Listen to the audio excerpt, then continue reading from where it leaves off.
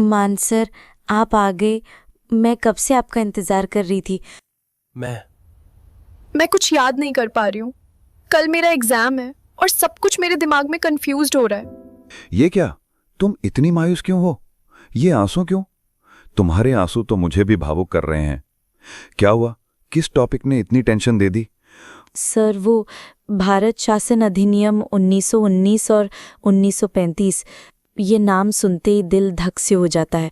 इतनी सारी धाराएं, इतनी सारी तारीखें, मेरे बस का नहीं है। ये सब खिचड़ी हो गई है। मेरी सारी मेहनत कहीं बर्बाद ना हो जाए। हाँ, मुझे पता है। ये सिर्फ किताबें और नोट्स नहीं हैं। ये तो हमारे इतिहास की सबसे दर्दनाक और सबसे ज्यादा मसालेदार कहानी है। एक ऐसी कहानी जिसमें धोखा भी है, विश्वासघात भी है, आंसू भी हैं और एक जुनून भी। अगर तुम इसे कहानी की तरह समझोगी तो ये तुम्हें हमेशा याद रहेगी। कहानी? वो भी 1919 और 1935 के अधिनियम पर? हाँ, एक ऐसी कहानी जिसमें तुम्हें हर किरदार से प्यार हो जाएगा। एक ऐसी कहानी जिसमें जब तुम एक दर्दनाक अध्याय सुनोगी तो तुम्हें रोना आ जाएगा, और जब तुम समझोगी कि कैसे हमारे पूर्वजों ने उसी दर्द से अपनी ताकत निकाली तो तुम्हारे चेहरे पर मुस्कान आ जाएगी। क्या तुम सुनने के लिए तैयार हो? तो चलो शुरू करते हैं। कहानी शुरू होती है 1919 से। उस समय भारत के राज्य सचिव एडविन मोंटेग्यू और वायसराय लॉर्ड चेम्सफोर्ड थे। उन्होंने मिलकर एक अधिनियम पास किया जिसका नाम था भारत शासन अधिनियम 1919। पर क्यों सर? क्योंकि भारत में क्रांति की लहर तेज हो रही थी। अंग्रेज इतने डर गए थे कि उन्हें लगा कुछ तो करना पड़ेगा, नहीं तो सब हाथ से निकल जाएगा। उन्होंने भारतीयों को दिखावटी रूप से खुश करने के लिए यह अधिनियम पास किया। इसका मकसद था भारत में धीरे धीरे उत्तरदायी शासन की स्थापना करना। तो क्या ये सच में अच्छा था? काश, ये बहुत बड़ा धोखा था। इस अधिनियम ने प्रांतों में एक अजीब सी व्यवस्था शुरू की जिसका नाम था द्वैध शासन यानी डायरकी। इसका मतलब था दो लोगों या दलों का शासन। अब सुनो, ये धोखा कैसे था। प्रांतीय विषयों को दो हिस्सों में बांट दिया गया। हस्तांतरित यानी ट्रांसफर्ड, इसमें शिक्षा, स्वास्थ्य, कृषि जैसे विभाग थे। ये विभाग भारतीय मंत्रियों को सौंप दिए गए थे जो विधान परिषद के लिए जवाबदेह थे। आरक्षित यानी रिजर्व्ड, इसमें वित्त, कानून व्यवस्था, पुलिस और भू राजस्व जैसे सबसे जरूरी विभाग थे। इन विभागों का प्रशासन गवर्नर अपनी कार्यकारी परिषद के साथ मिलकर करता था। और सबसे दुखद बात यह थी कि वे विधान परिषद के प्रति बिल्कुल भी जवाबदेह नहीं थे। ओह, तो इसका मतलब जो भी महत्वपूर्ण शक्तियां थीं वो सब अंग्रेजों ने अपने पास रखी? बिल्कुल। भारतीय मंत्रियों को वे विभाग दिए गए जहां न तो पैसा था और न ही कोई वास्तविक शक्ति। यह शक्ति के बिना जिम्मेदारी की एक दुखद कहानी थी। गवर्नर के पास तो असीमित अधिकार थे। यह इस अधिनियम का सबसे बड़ा विश्वासघात था। अब समझ आया। ये तो सच में बहुत दुखद है।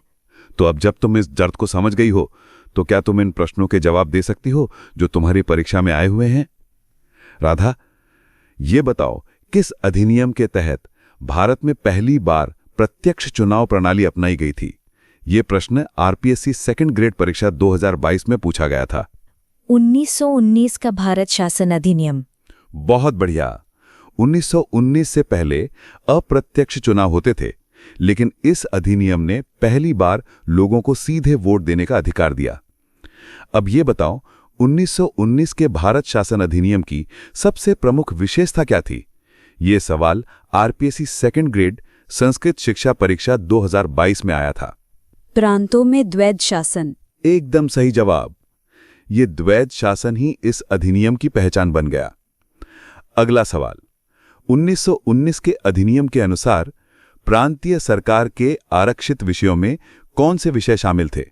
ये प्रश्न आरपीएससी सेकंड ग्रेड री एग्जाम 2023 में आया था। कानून और व्यवस्था, वित्त और भू राजस्व। कमाल कर दिया, बिल्कुल सही। यही वो विषय थे जिन पर अंग्रेजों ने अपनी पकड़ बनाए रखी। किस अधिनियम ने पहली बार केंद्र में द्विसदनीय विधायिका की व्यवस्था की? ये प्रश्न RPSC second grade GK group B 2022 में पूछा गया था।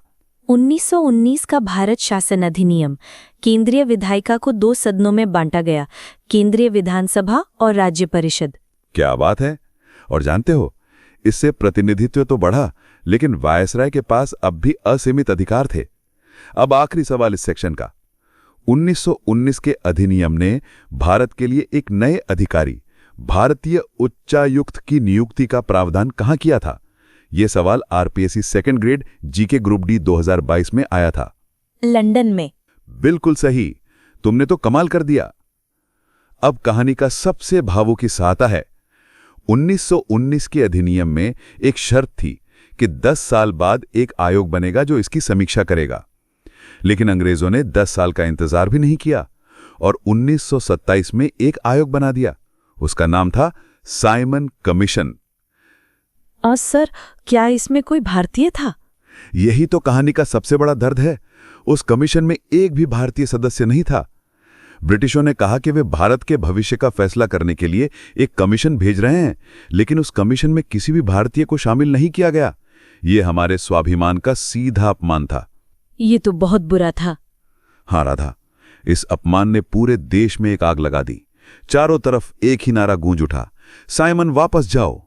और जानते हो, पंजाब में इस कमीशन का विरोध करते हुए हमारे महान नेता लाला लाजपत राय पर पुलिस ने बर्बरता से लाठियां बरसाईं। उन्हें शेरे पंजाब कहा जाता था और उसी शेर को उसकी ही जमीन पर मार दिया गया। कुछ दिनों बाद उन्हीं चोटों के कारण उनकी मृत्यु हो गई। मरने से पहले उन्होंने एक ऐसी बात कही जो हर भारतीय को रुला देती है। मेरे ऊपर जिस लाठी से प्रहार किए गए हैं, वही लाठी एक दिन ब्रिटिश साम्राज्य के ताबूत में आखिरी कील साबित होगी। सर, रो मत। ये आंसू उस दर्द के लिए है जो हमारे पूर्वजों ने सहा, लेकिन ये आंसू हमें ताकत भी देते हैं।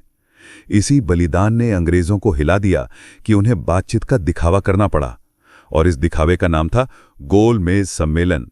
तो कांग्रेस ने भी भाग लिया था? हाँ, कांग्रेस ने केवल दूसरे गोलमेज सम्मेलन में भाग लिया, जिसमें महात्मा गांधी ने प्रतिनिधित्व किया। लेकिन इन सम्मेलनों से भी कोई ठोस नतीजा नहीं निकला। तो बताओ राजा, 1919 के अधिनियम की समीक्षा के लिए किस आयोग का गठन किया गया था? यह प्रश्न आरपीएससी सेकंड ग्रेड जीके परीक्षा 2023 में आया था। Simon commission. सही। यह कमीशन 1927 में नियुक्त हुआ, यानी 10 साल की समय सीमा से पहले। अब बताओ, साइमन कमीशन भारत कब आया था? यह प्रश्न आरपीएससी सेकंड ग्रेड री एग्जाम 2023 में आया था। 3 फरवरी 1928 को बंबई आया था। शाबाश। किस भारतीय नेता की मृत्यु साइमन कमीशन के विरोध के दौरान पुलिस की लाठीचार्ज के कारण हुई थी? यह प्रश्न RPSC second grade group A 2023 में पूछा गया था। लाला लाजपत राय। बिल्कुल, लाला लाजपत राय की मृत्यु ने पूरे देश को हिला दिया था। अब बताओ, कौन सा गोलमेज सम्मेलन महात्मा गांधी और भारतीय राष्ट्रीय कांग्रेस ने अटेंड किया था? यह प्रश्न आरपीएससी सेकंड ग्रेड संस्कृत 2022 में आया था। दूसरा गोलमेज सम्मेलन। एकदम सही। और मानसर 1935। अब कहानी का सबसे बड़ा और सबसे महत्वपूर्ण अध्याय आता है, 1935 का भारत शासन अधिनियम। इसे हमारे संविधान का ब्लूप्रिंट भी कहा जाता है। इस अधिनियम ने 1919 के अधिनियम की सभी कमियों को दूर करने का दिखावा किया। तो ये अच्छा था? ये भी एक जाल था, बस थोड़ा बड़ा और ज्यादा सुंदर। इसने एक अखिल भारतीय संघ यानी ऑल इंडिया फेडरेशन की स्थापना का प्रस्ताव रखा, जिसमें ब्रिटिश प्रांत और देशी रियासतें दोनों शामिल होने थे। लेकिन यह एक अधूरा सपना था। अधूरा क्यों? क्योंकि रियासतों को इस संघ में शामिल होने के लिए मजबूर नहीं किया गया था, उन्हें स्वेच्छा से शामिल होने का विकल्प दिया गया था। और जानते हो, यह प्रावधान कभी लागू ही नहीं हुआ, क्योंकि कोई रियासत शामिल ही नहीं हुई। अब सुनो, इस अधिनियम का सबसे बड़ा बदलाव क्या था? इसने प्रांतों में द्वैध शासन को खत्म कर दिया। तो प्रांतों को स्वायत्तता मिल गई? हाँ, प्रांतीय स्वायत्तता यानी प्रोविंशियल ऑटोनॉमी शुरू हुई। लेकिन गवर्नर के पास अभी भी वीटो और विशेषाधिकार थे। वो किसी भी सरकार को भंग कर सकता था। यानी सत्ता भारतीयों को दी गई, लेकिन उसकी चाबी आज भी ब्रिटिशों के हाथ में थी। और जानते हो, प्रांतों से द्वैध शासन हटाकर उन्होंने इसे केंद्र में लागू कर दिया। रक्षा, विदेश मामले और धार्मिक मामले जैसे सबसे महत्वपूर्ण विषय वायसराय के नियंत्रण में आरक्षित थे। मतलब एक हाथ से दिया और दूसरे हाथ से वापस ले लिया। यही तो इस अधिनियम की सबसे बड़ी विडंबना थी। इस अधिनियम ने केंद्र और प्रांतों के बीच शक्तियों को 3 सूचियों में विभाजित किया।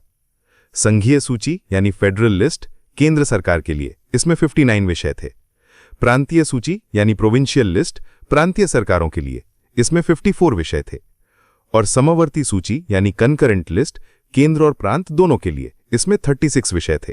और जो विषय इन तीनों में नहीं थे, वो अवशिष्ट शक्तियां यानी रेजिड्यूरी पावर्स वायसराय को दी गई थीं। इस अधिनियम ने कुछ और भी महत्वपूर्ण चीजें दी। इसने भारतीय रिजर्व बैंक यानी आरबीआई की स्थापना का प्रावधान किया और 1937 में संघीय न्यायालय यानी कि फेडरल कोर्ट की स्थापना का भी प्रावधान किया। इसने सांप्रदायिक प्रतिनिधित्व को और विस्तार दिया। मुसलमानों और सिखों के साथ साथ इसने दलितों, महिलाओं और श्रमिकों के लिए भी अलग निर्वाचक मंडल दिए। ये तो फूट डालो और राज करो की नीति थी। बिल्कुल, उन्होंने हमारे समाज को धार्मिक और सामाजिक आधार पर और भी ज्यादा बांट दिया। चलो राधा, बताओ किस अधिनियम ने प्रांतों में द्वैध शासन को समाप्त किया? ये सवाल आरपीएससी सेकंड ग्रेड जीके 2022 में आया था। 1935 का भारत शासन अधिनियम। एकदम सही। अच्छा, और बताओ किस अधिनियम ने केंद्र में द्वैध शासन की शुरुआत की? ये प्रश्न आरपीएससी सेकंड ग्रेड री एग्जाम 2023 में पूछा गया था। 1935 का भारत शासन अधिनियम। सही, लेकिन ये प्रावधान कभी लागू नहीं हुआ। और बताओ, भारत सरकार अधिनियम 1935 के तहत शक्तियों को कितनी सूचियों में विभाजित किया गया था? ये प्रश्न आरपीएससी सेकंड ग्रेड जीके 2023 में आया था। 3 सूचियों में, संघीय, प्रांतीय और समवर्ती। शाबाश। और उनके विषय और संख्या बताओ।